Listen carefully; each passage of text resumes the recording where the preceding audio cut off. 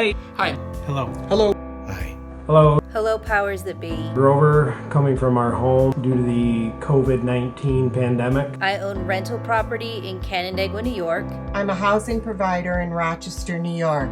From Rochester, New York. I am an investor here in Rochester, New York, and sadly, I'm gonna probably say that I don't know how much longer that will remain true. I am a real estate investor in Rochester, New York. Currently own 4 properties in Rochester, in the surrounding counties and area. I have 6 units that I've had for about 15 or 17 years, and it was about 20 years ago that part of my plan for retirement included rental property. Did you know that Rochester, New York has the highest poverty rate in the state? Our rents reflect our challenges here. We are not wealthy people. I am a 66-year-old widow on Social Security. I'm a housing provider in the Upstate New York area, Rochester, New York, and I have been a proud housing provider to the poorest of our citizens in this community for the last 20 years or so.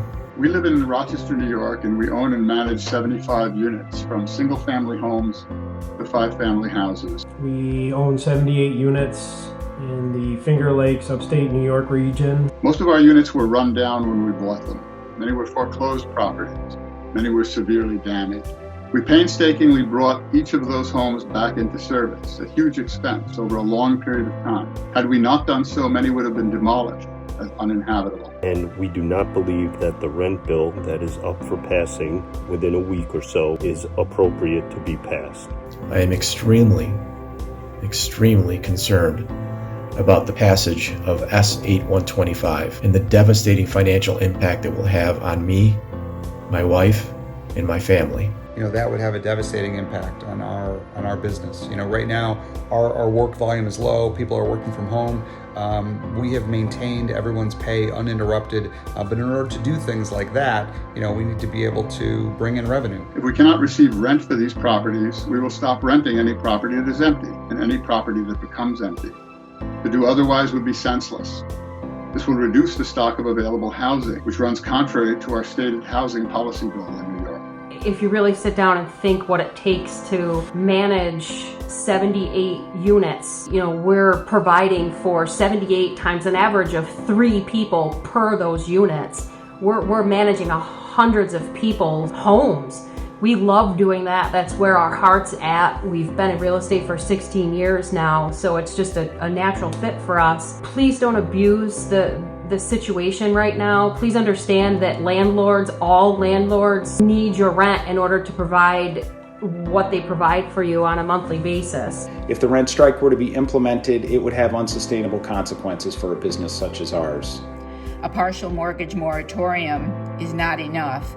There's no moratorium on all our other expenses. It's important to understand that in our portfolio, operating costs total $600 per unit per month. This is before debt service and includes things such as payroll, maintenance, taxes, insurance. Debt service in our portfolio totals another $500 per unit per month on average. Therefore, our break-even rental rate is $1,100, whereby each monthly rent strike would cost us $1,100 per unit, or $11,000 for every 10 units that receive a waiver. The temporary mortgage relief proposed helps only a bit and doesn't cover private and hard money lenders.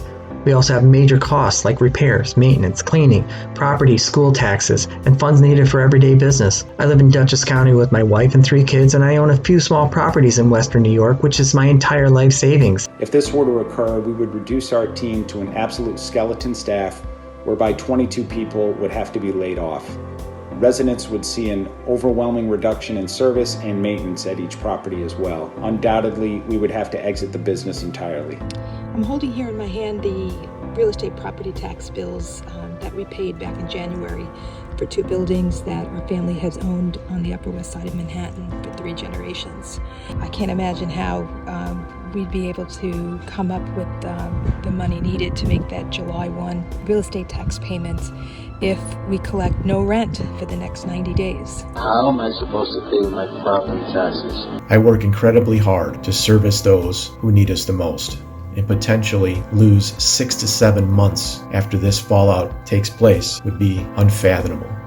We love all of our tenants and we love this business, and we're committed to working with each and every one of them should they have any problems paying rent due to this COVID-19 pandemic. This pandemic will end fairly quickly, but the damage done by a rent moratorium will cause long-lasting problems from which we may never recover. What hurts me the most is not having the ability to help the people that I'm able to reach on a daily basis. Last week I was able to buy a woman's home who would have lost her home, so we were able to give her cash. A couple weeks before that, I was able to buy a duplex from a woman who was literally losing her mind. And I'm able to take these people out of positions that are very stressful for them, bankruptcy, deaths, things like that. And I hold their hands through the process from start to finish. And that's an impact that I can make on the community. The very fabric of the neighborhoods will suffer, turning the hard work and careful management, which provided decent places for tenants to live, built up over many years, into just another neighborhood in decline. So please understand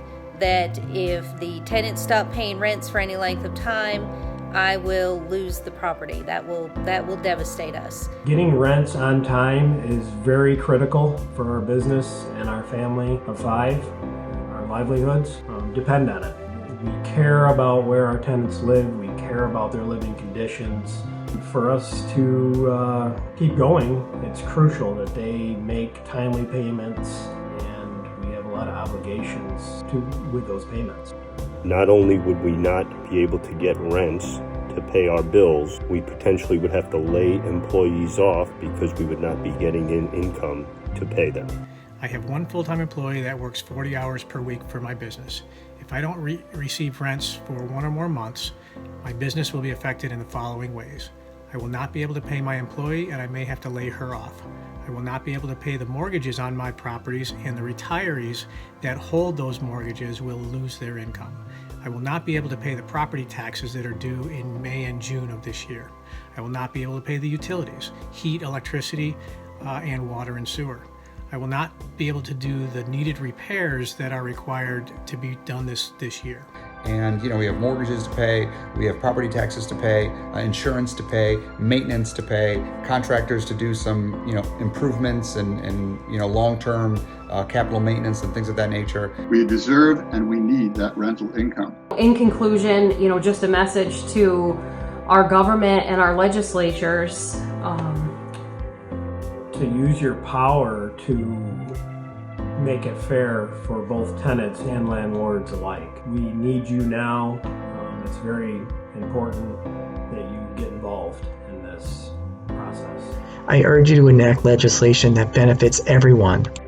I ask that this bill not be passed at all, as it would devastate me financially and would devastate others in our area financially.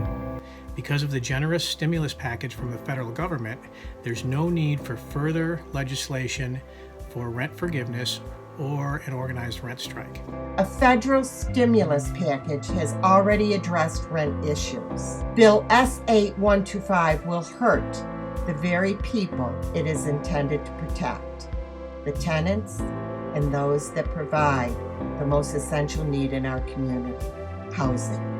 So I would really, ask to reconsider this because it would be devastating to our business and our employees, and in the end to our residents. So please reconsider. So would strongly in favor of not passing this bill and being able to collect rent so we can provide the good service to our tenants. In any case, thanks for listening to me. Thanks for giving someone like myself a voice, because I do want to maintain my business. And the truth is, if I do go out of business, I will be leaving New York State and trying to pick up somewhere else. So, under One Roof, thanks for the impact that you're making. Thanks for taking charge on this. God bless, and we hope you make the right decisions. Thanks for your consideration.